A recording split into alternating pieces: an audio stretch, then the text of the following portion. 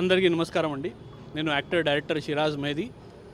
నాది ఓ అందాల రాక్షసి మూవీ కాంట్రవర్సీ అని అందరు అనుకుంటున్నారు, కానీ అది సినిమా కాంట్రవర్సీ కాదండి. అది నా బాధ, నా సినిమాది ప్రాబ్లం. ఎందుకంటే తెలుగు ఫిల్మ్ ఇండస్ట్రీ డిజాస్టర్ అయిపోయింది. ఇప్పుడు మొత్తం అంతా కిల్ అయిపోయింది. అంటే చిన్న బడ్జెట్లో మీరు సినిమా తీస్తే మీరు ఎందుకు తీశారనేది ఇక్కడ ప్రశ్న. అయితే ఎంత మంచిగా తీసినా, ఎంత అందంగా తీసినా కూడా మీరు సినిమాని కిల్ చేస్తున్నారు. ఆ సినిమాని అలా కిల్ చేయకూడదు అంటే మనం అందరం ఒకటే అవ్వాలి. చిన్న బడ్జెట్ సినిమా మేకర్స్ అందరూ, ప్రొడ్యూసర్స్, డైరెక్టర్, డిస్ట్రిబ్యూటర్, ఎగ్జిబ్యూటర్, ఈ ప్రాబ్లం అందరికీ. ఇక్కడ ఏంటంటే మీ సినిమా మీరు తీశారు, బాగున్నా కూడా ఆడియో అవ్వదు, సెన్సర్ అవ్వదు. సెన్సర్కి చాలా టైం పడుతుంది. సినిమా రిలీజింగ్ కిల్ అవుతుంది అందులో. ఆ తర్వాత మీకు ఓటీటీ అవ్వదు, మీ శాటిలైట్ అవ్వదు, మీకు థియేట్రికల్ రైట్స్ కానీ మీకు తమిళ్, కన్నడ, మలయాళం, హిందీ, ఓవర్సీస్ రైట్ ఏ రైట్ మీది సేల్ చేయలేరు. ఈ అన్ని రైట్స్ చేయాలంటే ప్రతి సింగిల్ రైట్కి ఒక లెటర్ ఫిల్మ్ ఛాంబర్ నుంచి వెళ్తే అది సేల్ అవుతుంది. కానీ తెలుగు ఫిల్మ్ ఛాంబర్ వాళ్ళు అక్కడ కూర్చొని వాళ్ళు పని చేసేది ఏంటంటే చిన్న బడ్జెట్ సినిమాల్ని కిల్ చేస్తున్నారు, అంతే తప్ప వాళ్ళు ఇంకా ఏం పనికి రారు. అయితే వాళ్ళు మారాలి అని చెప్పేసి నేను ఈ ప్రెస్ మీట్లు చేస్తున్నాను. వాళ్ళకి ఇది మాట వినిపించాలి అనేది. ఎందుకంటే ఇది చాలా దారుణమైన విషయం. ఇలా ఒకళ్ళు చనిపోతున్నారంటే అది మంచిది కాదు. ఆల్రెడీ బ్రహ్మాండ సినిమా డైరెక్టర్ మన రాంబాబు గారు చనిపోయారు. అరుంధతి అమావాస్య ప్రొడ్యూసర్ రమేష్ గారు చనిపోయారు. అంటే 3 కోట్ల సినిమాలు చేసి కూడా వాళ్ళకి సినిమాలు బయటికి రాక ఆ బాధ తట్టుకోలేక చనిపోయారు. సేమ్ ఆ సిచ్యువేషన్లో నేను కూడా ఉన్నాను, కానీ నేను ఫైట్ చేస్తున్నాను. మీ అందరూ సపోర్ట్ ఉంది కాబట్టి 100% నేను ఈ విషయంలో గెలుస్తాను, విజయం తీసుకొస్తాను అనేది నేను కోరుకుంటున్నాను. అలాగే సురేష్ బాబు గారు ఈ సినిమా ఇండస్ట్రీకి మొన్న ఛాంబర్ ఎలక్షన్లో ఆయన ప్రెసిడెంట్ అయ్యారు. ఆయన ఒక మాట అన్నారు, ఈ తెలుగు ఫిల్మ్ ఇండస్ట్రీని నేను ఫెంటాస్టిక్ చేస్తాను, అది చేస్తాను అనేది. కానీ ఆయనే మెయిన్గా సినిమా ఇండస్ట్రీని కిల్ చేస్తున్నారు. అది కిల్ చేయకూడదు అంటే ఆయన రిజైన్ చేసి వెళ్ళిపోవాలి. ఆయనతో నాకు ఏ ప్రాబ్లం లేదు. సురేష్ బాబు గారు అంటే చాలా పెద్ద వ్యక్తి, నేను ఆయనకి 100% గౌరవం ఇస్తాను.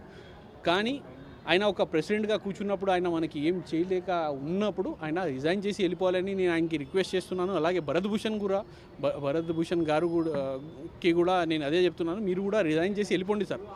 మీరందరూ కలిసి ఇలా సినిమాల్ని చంపుతున్నారంటే మీకు అందరికీ తెలుసు ప్రాబ్లం ఏంటనేది. సంవత్సరం నుంచి నేను అందరికీ ఈ కష్టాలు, ఈ సినిమా ప్రాబ్లమ్స్, ప్రెస్ మీట్లు, ఇంటర్వ్యూస్, వీడియోలు అన్నీ పెడుతున్నాను. అయినా కూడా వీళ్ళకి అర్థం కావట్లేదు. అందు గురించి నేను అందరికీ రిక్వెస్ట్ చేస్తున్నారు, మీరు రిజైన్ చేసేయండి. లేకపోతే రేపు పొద్దున చిన్న ఫిల్మ్ మేకర్స్ నిలబడ్డారంటే అప్పుడు మీకే ప్రాబ్లము. ఇక్కడ షూటింగ్ చేయలేరు, ఏ పెద్ద స్టార్ది కూడా షూటింగ్ జరగదు, ఆపుతారు. ఎందుకంటే తెలంగాణ వచ్చినప్పుడు అందరు పెద్ద స్టార్స్ షూటింగ్ ఆపేశారు.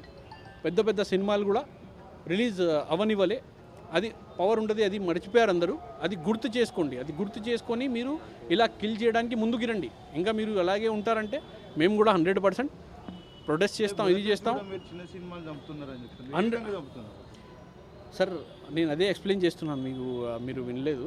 అయితే నేను చెప్పేది ఏంటంటే, మీరు సినిమా తీశారు, ఒక మంచి సినిమా, ఆ సినిమా బయటికి రావాలంటే ఫస్ట్ ఒక ట్రైలర్ కానీ ఒక సాంగ్ కానీ బయట మంచిగా వైరల్ అవ్వాలి. ఆ కంటెంట్ ఎంత దమ్మున్నదో తెలియాలి. అది తెలియాలంటే ఒక మంచి ఛానల్కి మీరు ఇవ్వాలి. కానీ మంచి ఛానల్ వాళ్ళు తీసుకోవడం లేదు.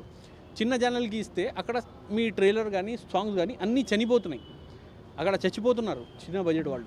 ఆ తర్వాత మీరు సినిమా థియేటర్కి వెళ్ళినప్పుడు థియేటర్స్ మీకు 100 ఇస్తా అని చెప్పేసి 10 ఇస్తారు లాస్ట్కి. అక్కడ సినిమా చచ్చిపోతుంది. ఆ తర్వాత మీకు శాటిలైట్ అవ్వదు, మీకు ఓటీటీ అవ్వదు, మీ ఏది లాంగ్వేజ్లో మీరు సేల్ చేయలేరు. తర్వాత అప్పుడు ప్రొడ్యూసర్ మొత్తం నాశనం అయిపోతాడు. వేరే చిన్న ప్రాంతంలో కనీసం ఒక సబ్సిడీ అనేది ఉంటుంది, ఇక్కడ సబ్సిడీ కూడా లేదు, తెలుసా మీకు?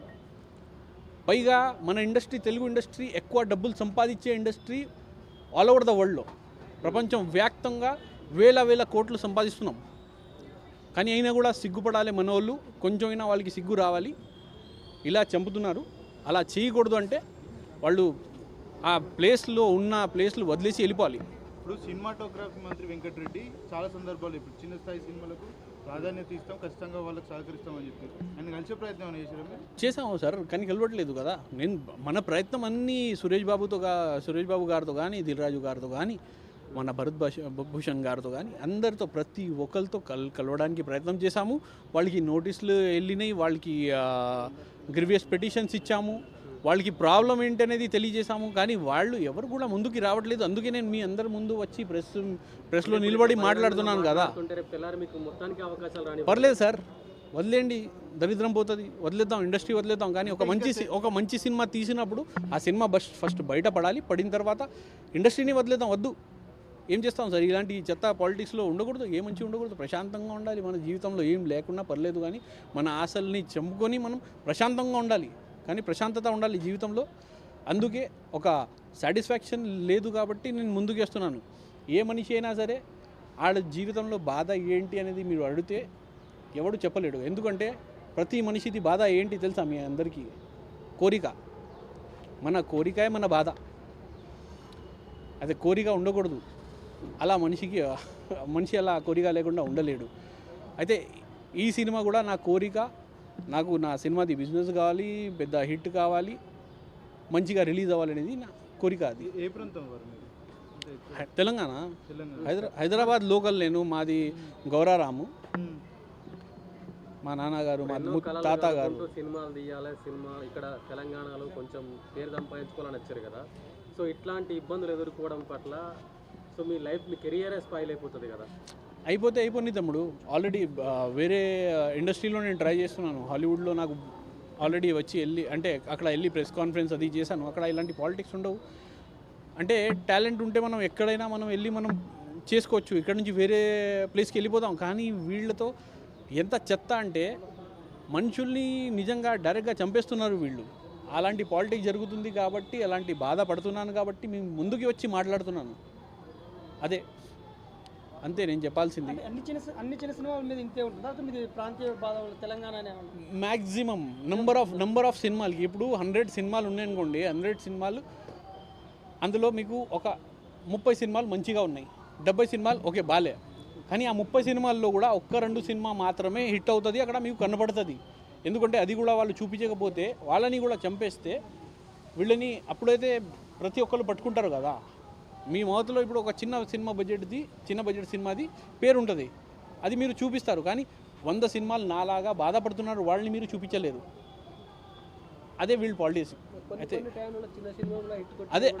అదే చెప్తున్నా కదా, ఎంత పాలిటిక్స్. ఇప్పుడు ఒక సినిమా రిలీజ్ అయింది మనది పెద్ది గురించి ఇంత కాంట్రవర్సీ జరిగింది, మీ అందరికీ తెలుసు కదా.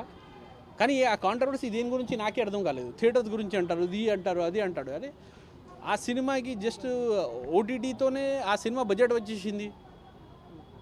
అలాంటి సినిమాలకి కష్టాలే ఉండవు. ఒక స్టార్ అంటే ఆ స్టార్కి ఒక వాల్యూ ఉంటుంది, ఆ ఫేస్కి ఒక వాల్యూ ఉంటుంది. ఆ వాల్యూతో మొత్తం అంతా బిజినెస్ అయిపోతుంది. వాళ్ళు అదే అంటున్నాను. అయితే పెద్ద బడ్జెట్ సినిమాలు కష్టాలే ఉండదు. ఎందుకంటే డైరెక్టర్, ప్రొడ్యూసర్ అంతా చూసుకొని, లెక్కలు చూసుకొని, మార్కెట్ చూసుకొని వాళ్ళు ముందుకి వచ్చి సినిమా తీస్తారు. 100లో 1000లో ఒక్క సినిమాకి దెబ్బ తగలొచ్చు, అది కాదు నేను అనను. కానీ మ్యాక్సిమం నెంబర్ ఆఫ్ సినిమాలు అసలు ప్రాబ్లం లేదు. ఇండస్ట్రీలో ఉన్న వాళ్ళని కాకుండా పొలిటికల్ లీడర్లను కలిసే ప్రయత్నం చేసినా మీరు? ఇలా మంత్రులను కానీ కలిసి చెప్పాను కూడా, కానీ పేరు చెప్పకూడదు ఇప్పుడు. ఎందుకంటే ఎప్పుడు ముందుకు వస్తారు, ఎప్పుడు ఏం చేస్తారో తెలీదు. మన పిఆర్ఓ గారే హెల్ప్ చేశారు. తెలంగాణ దర్శకులకు ప్రభుత్వం అండగా లేదంటారు. తెలంగాణ ఆంధ్ర అనేది కాదు. ఇక్కడ మీరు దర్శకుడు అవుతున్నాడంటే, మీరు హీరో అవుతున్నాడంటే ఎందుకు అవుతున్నారు? మీరు ఏ ఫ్యామిలీ నుంచి, మీ ఫ్యామిలీ బ్యాక్గ్రౌండ్ ఏంటి? అది వాళ్ళ క్వశ్చన్. అదే బాధ. అయితే ఇది మారాలి, ఈ బుద్ధి మారాలి. నేను ఉండకపోయినా రేపు కొత్త వాళ్ళు వచ్చిన వాళ్ళు చాలామంది ఒక ఆశలతో వస్తారు. పాపం వాళ్ళకి ఒక మంచి లైఫ్ రావాలనేది నేను కోరుకుంటున్నాను. వాళ్ళ కోసం నేను పోరాడుతున్నాను. అరే అలా కాదు, డిసిప్లిన్ అంటే నేను సార్కి నేను ఏమనట్లేదు. ఆయన అంటే నాకు చాలా ఇష్టం. కాంగ్రెస్ పార్టీ మన మొత్తం అంతా, నా ఫ్రెండ్స్ కూడా అందులోనే ఉన్నారు. అది చాలా ఇష్టం. అది మనం దాని గురించి నాకు ప్రాబ్లం లేదు. కానీ ఏంటంటే సార్ ఒక ఇంటర్వ్యూ ఇచ్చారు, ఒక పాప ఎవరో చనిపోయారు. అప్పుడు ఒక ఇంటర్వ్యూలో ఎవడైనా సరే నేను చూడను అన్నారు ఆయన. ఆ తర్వాత వాళ్ళు వచ్చి ఏం చేశారు? వాళ్ళు ప్రతి ఫంక్షన్లో సార్కి తీసుకెళ్ళి అక్కడ నిలబడి పెట్టారు, అవునా కదా? అయితే దానివల్ల వాళ్ళకి అహంకారం వచ్చేసింది సార్. అందుకే నేను చెప్తున్నాను సార్, మీరు సీఎం గారు సార్, మీరు ఎలా ఉండాలి? మీ పవర్తో మాకు సపోర్ట్ రావాలి. మీరు ఉన్నారని మాకు ధైర్యం రావాలి. మాకు ధైర్యం రావట్లేదు. ఎందుకంటే వీళ్ళకి నెత్తి మీద కుమ్ములు వచ్చేసినాయి, మీరు పక్కనే ఉన్నారు కాబట్టి. అది నేను చెప్తున్నా సార్. నాకు ఆయన అంటే చాలా ఇష్టం, దాని గురించి ఏం ప్రాబ్లం లేదు. అదే